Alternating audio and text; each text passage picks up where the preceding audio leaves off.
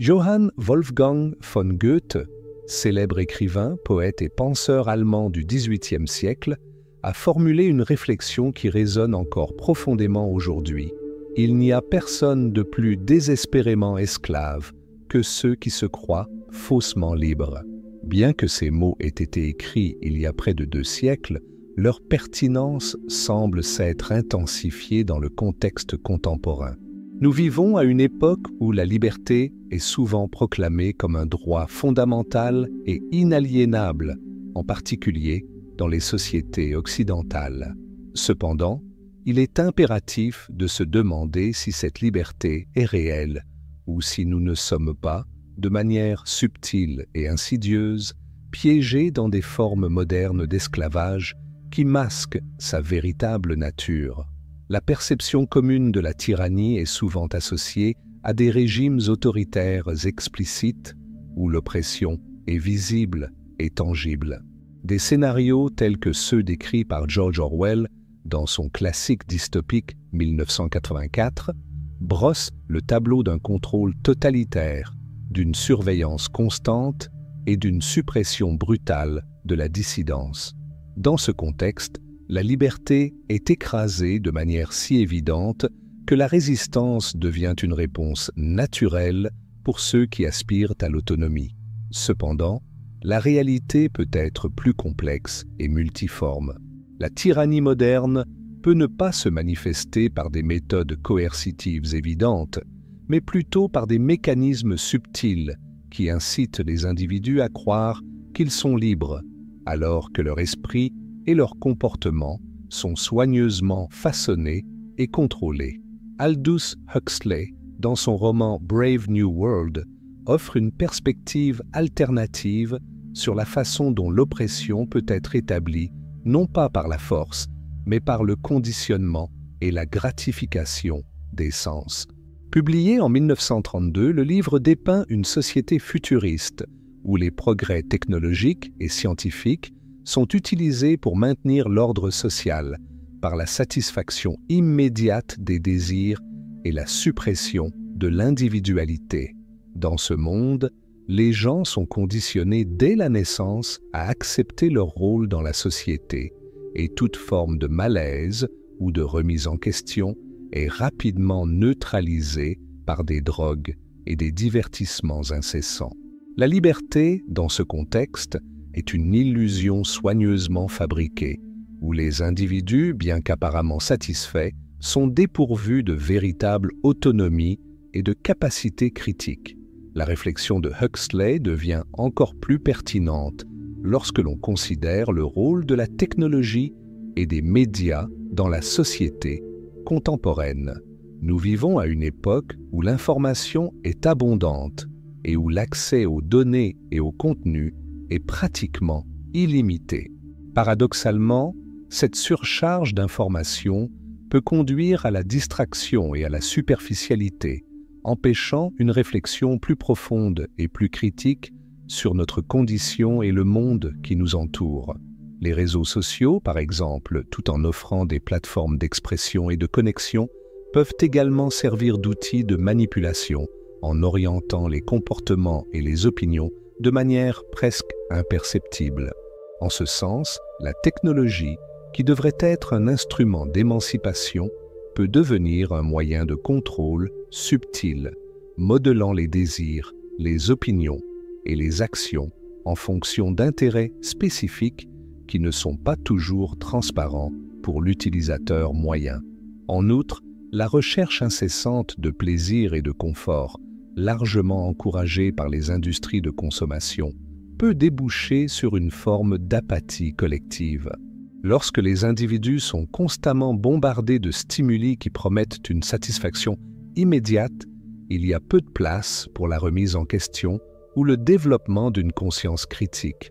Cette dynamique crée un environnement où le conformisme est la norme et où toute déviation ou remise en question est découragée non pas par la répression directe, mais par la marginalisation ou le ridicule. La liberté, dans ce scénario, est redéfinie non pas comme la capacité de penser et d'agir de manière autonome, mais comme la liberté de choisir entre différents produits ou divertissements, tous soigneusement conçus pour maintenir le statu quo. La réflexion de Goethe nous invite donc à examiner d'un œil critique les structures de pouvoir et de contrôle de notre société. Elle nous alerte sur la possibilité que nous vivions dans une prison invisible, dont les barreaux sont faits de distractions, de plaisirs éphémères et de conditionnements subtils qui limitent notre véritable liberté.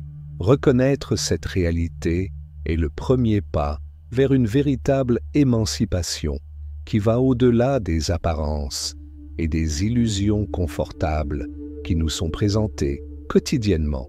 Au XXe siècle, le psychologue B.F. Skinner, professeur à Harvard et l'un des théoriciens les plus influents du comportement humain, a mené une série d'expériences qui ont contribué à façonner notre compréhension de la manière dont le comportement peut être induit, modifié et contrôlé.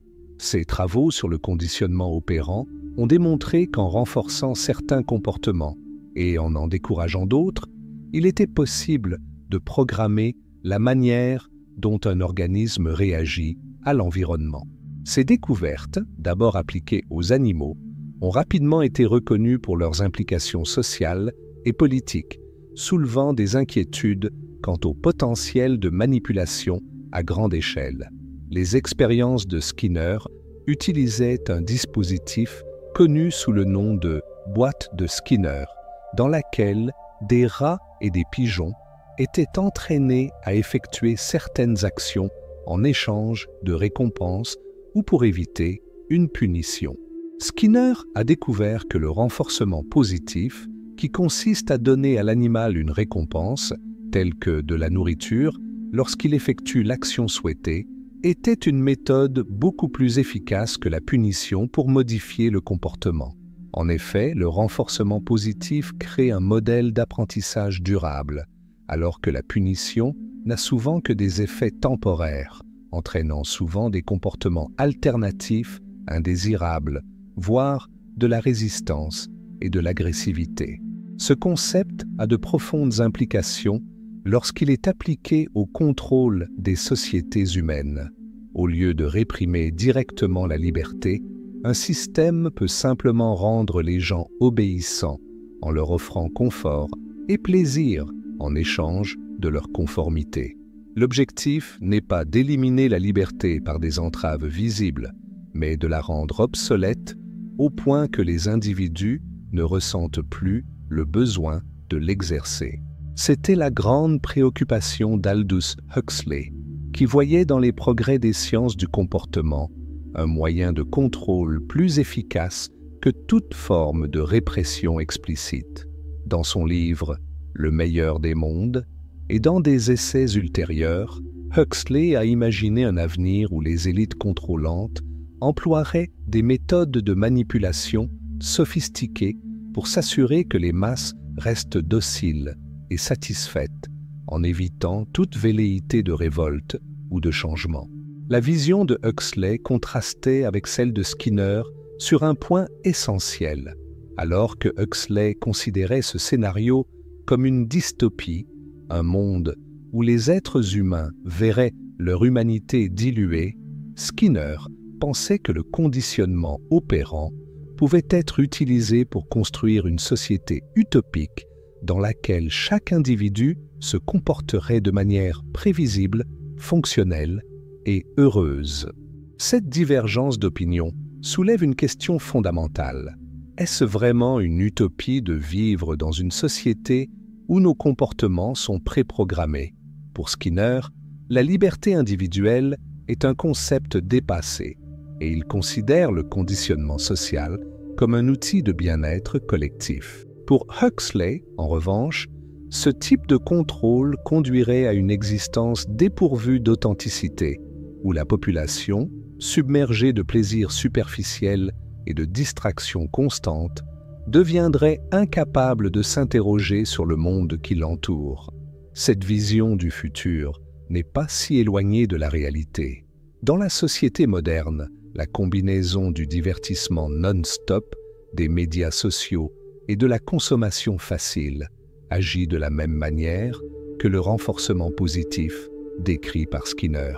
Au lieu de la rébellion et de la non-conformité, le système offre des récompenses qui maintiennent la population occupée et satisfaite, neutralisant tout désir de remise en question profonde. Et ce n'est pas un phénomène récent. Les gouvernants et les dirigeants de l'histoire ont toujours compris qu'il était plus efficace de distraire et de satisfaire une population que de réprimer ses désirs par la force. Les Romains, par exemple, appliquaient déjà ce concept avec le pain et le cirque. Alors que la plèbe recevait de la nourriture gratuite et des spectacles grandioses au Colisée, les préoccupations politiques et la structure du pouvoir passaient au second plan. Dans le monde d'aujourd'hui, le pain et le cirque se sont transformés en un flux ininterrompu de contenus destinés à capter l'attention et à stimuler le plaisir immédiat. Les divertissements numériques, les réseaux sociaux, la pornographie gratuite, les émissions de télé-réalité et une pléthore de distractions veillent à ce que l'esprit des gens reste occupé, sans qu'ils aient le temps ou l'énergie de s'interroger sur leurs propres conditions. La question que nous pose Huxley est donc la suivante. Si nous sommes constamment récompensés pour notre conformité à un système, pouvons-nous encore dire que nous sommes vraiment libres? Lorsque notre routine est soigneusement conçue pour nous satisfaire dans le cadre d'un modèle prédéterminé de consommation, d'information et de comportement social, choisissons-nous librement ou répondons-nous simplement à des stimuli conditionnés? Si Skinner avait raison, la société idéale pourrait être celle où personne ne ressent le besoin de remettre sa vie en question parce qu'il est déjà programmé pour trouver du plaisir dans le cadre des règles établies. Si Huxley avait raison, cela signifierait que nous échangerions notre humanité contre une forme confortable de servitude, sans nous rendre compte que quelque chose de précieux nous a été enlevé. Avec les progrès technologiques, de nouvelles formes de renforcement positif sont constamment perfectionnées. Les algorithmes étudient le comportement de millions de personnes, identifient des modèles et apprennent à rendre le contenu de plus en plus addictif, en veillant à ce que nous restions engagés et dépendants de ces distractions. Chaque notification, chaque nouvelle vidéo suggérée, chaque recommandation personnalisée est une petite dose de renforcement positif qui maintient notre attention captive. La conception même des réseaux sociaux et des services de divertissement numérique suit des principes similaires à ceux de la boîte de Skinner, où de petites récompenses sont accordées pour maintenir l'interaction de l'utilisateur indéfiniment. Le grand dilemme du XXIe siècle n'est donc plus de savoir si nous sommes surveillés et réprimés, comme le craignait Orwell, mais si nous sommes conditionnés et domestiqués par un système qui nous apprend à aimer notre propre servitude. Le danger ne réside pas dans une force extérieure qui nous empêcherait d'agir, mais dans la manière dont nos désirs et nos comportements sont façonnés sans que nous nous en rendions compte. Si Huxley vivait aujourd'hui, il pourrait citer les appareils mobiles, la consommation effrénée d'informations superficielles et l'usage inconsidéré de drogues et d'antidépresseurs comme autant de signes que sa prédiction s'est réalisée. Après tout, lorsqu'une société trouve suffisamment de plaisir dans les distractions et le confort immédiat, qui veut vraiment la liberté? Aldous Huxley n'était pas seulement un romancier visionnaire, mais aussi un érudit attentif au comportement humain et à la dynamique du pouvoir. Dans Le meilleur des mondes, il décrit une société où la soumission n'est pas imposée par la force brute, mais par le plaisir, le conditionnement et la manipulation psychologique. Au lieu de la répression et de la peur, la domination était garantie par des distractions, des plaisirs et des stimuli constants qui permettaient à la population d'être trop satisfaite pour remettre en question sa propre servitude. Parmi les mécanismes qui ont rendu cette forme de contrôle si efficace, on trouve une drogue révolutionnaire appelée soma. Le soma n'était pas seulement un narcotique, mais un outil d'ingénierie sociale conçu pour supprimer les émotions négatives et garantir un état constant de satisfaction. Cette drogue offrait aux gens un refuge contre la réalité, leur permettant d'échapper à tout malaise émotionnel ou à toute pensée critique qui pourrait les amener à remettre en question l'ordre social. Selon le dosage, le soma provoque l'euphorie, des hallucinations agréables ou un sommeil profond et sans rêve, le tout sans provoquer de gueule de bois ni d'effets secondaires négatifs. Par conséquent, les citoyens du meilleur des mondes n'avaient pas besoin de se rebeller ou de protester, car tout sentiment d'insatisfaction était immédiatement dissous par la consommation de la substance. Mais le soma ne servait pas seulement à procurer un plaisir immédiat. Il avait aussi un effet encore plus insidieux. Il augmentait la suggestibilité des gens.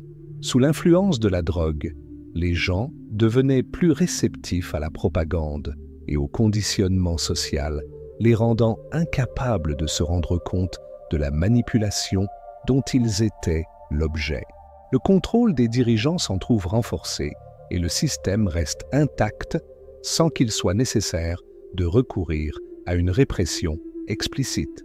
Cependant, Huxley ne s'est pas contenté de considérer le soma comme le seul outil de contrôle social.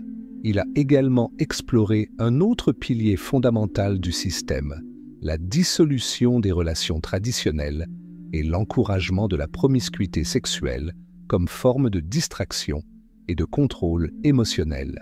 Dès l'enfance, les citoyens ont appris que « tout le monde appartient à tout le monde », un mantra qui a éliminé l'attachement émotionnel et transformé le sexe en une activité purement récréative, sans lien profond ni conséquences significatives. La monogamie et l'idée de famille ont été abolies car elles étaient considérées comme des sources d'instabilité émotionnelle et de conflits. À la place de ces institutions, les gens ont été encouragés à rechercher des partenaires sexuels variés et à éviter toute forme d'attachement romantique. Cette politique a permis non seulement de réduire les tensions émotionnelles, mais aussi de faire en sorte que les citoyens soient toujours occupés par leurs propres plaisirs et désirs, sans avoir le temps ou la motivation de remettre le système en question. Cette approche se reflète de manière intrigante dans notre société contemporaine. Bien qu'il n'existe aucune force gouvernementale explicite promouvant la promiscuité, l'encouragement du plaisir instantané, la recherche incessante de stimulation et de superficialité dans les relations humaines sont devenus une caractéristique déterminante de l'ère numérique. L'accès illimité à la pornographie, le caractère éphémère des relations sur les réseaux sociaux et la culture de la gratification instantanée ont créé une mentalité où le plaisir est devenu une fin en soi, souvent au détriment de la construction de liens significatifs. Un autre mécanisme central de contrôle social dans le meilleur des mondes est le divertissement incessant, conçu pour capter l'attention des masses et empêcher l'émergence d'une pensée critique. Huxley décrit une société inondée de distractions d'une nature fascinante, un flux constant de stimuli superficiels qui maintiennent la population immergée dans des futilités. Les citoyens étaient constamment bombardés de spectacles, de jeux et de divertissements visuels immersifs, tous soigneusement conçus pour s'assurer que leur esprit était toujours occupé, mais jamais par des questions profondes ou stimulantes. Si nous transposons cette vision à notre époque, nous constatons que le scénario est effroyablement similaire.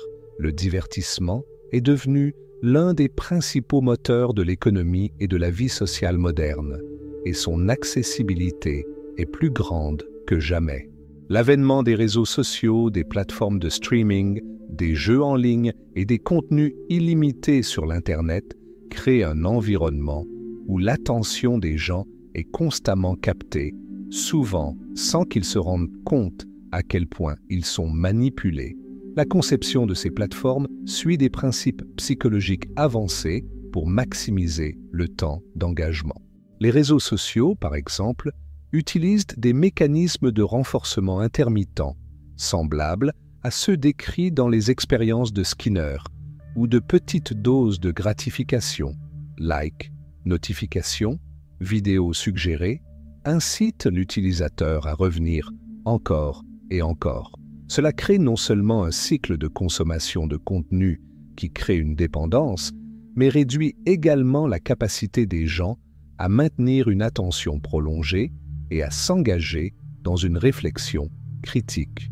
En outre, le contenu présenté est soigneusement filtré par des algorithmes qui donnent la priorité à ce qui divertit l'utilisateur et l'engage émotionnellement, en exploitant souvent ses vulnérabilités psychologiques. Cela crée un environnement où la pensée critique est étouffée par un excès de stimuli et où la capacité à discerner les informations pertinentes de celles qui ne le sont pas devient de plus en plus limitée. Ce processus de distraction constante n'est pas un accident. Il s'agit d'une caractéristique du modèle commercial des grandes plateformes numériques. Une population constamment divertissante et absorbée par des plaisirs fugaces est une population moins encline à s'interroger sur sa condition, moins encline à rechercher des changements structurels et plus facilement manipulables. Comme dans le monde de Huxley, il n'est pas nécessaire d'imposer une censure ou une répression directe si les gens sont tellement absorbés par leurs distractions qu'ils n'ont aucun intérêt à remettre en question l'ordre existant. L'intersection entre divertissement, plaisir et contrôle social soulève des questions cruciales sur la véritable nature de la liberté à l'ère moderne. Si les gens sont conditionnés à ne rechercher que le plaisir et le confort sans jamais développer une pensée critique sur leur réalité, peuvent-ils encore être considérés comme libres? Si les mécanismes qui façonnent notre comportement sont si sophistiqués que nous ne remarquons même pas leur influence, dans quelle mesure nos choix sont-ils vraiment les nôtres? La réponse à cette question pourrait déterminer non seulement le destin de la société, mais aussi celui de l'humanité telle que nous la connaissons. Comme le disait Huxley, le plus grand danger d'un monde où les gens sont domestiqués par le plaisir n'est pas l'oppression évidente, mais l'acceptation inconsciente d'une servitude confortable dans laquelle les individus ne se rendent même pas compte qu'ils ont perdu quelque chose de précieux. Et c'est peut-être là le plus grand piège du XXIe siècle. Ne pas se rendre compte qu'en s'abandonnant complètement aux distractions et aux divertissements superficiels, on risque de renoncer à la seule chose qui fait vraiment de nous des êtres humains, notre capacité à penser de manière critique, à nous interroger et à rechercher un sens qui va au-delà d'un plaisir momentané. Les parallèles entre Brave New World et le monde moderne sont indéniables. Dans son essai « Retour au meilleur des mondes », publié en 1958, Huxley réfléchit à la manière dont les sociétés futures pourraient être amenées à accepter volontairement leur propre servitude. Il a émis l'hypothèse que les dirigeants n'auraient même pas besoin de forcer leurs citoyens à consommer des substances qui les rendraient plus dociles et plus influençables. Il suffirait de les rendre disponibles et la population elle-même les adopterait volontairement.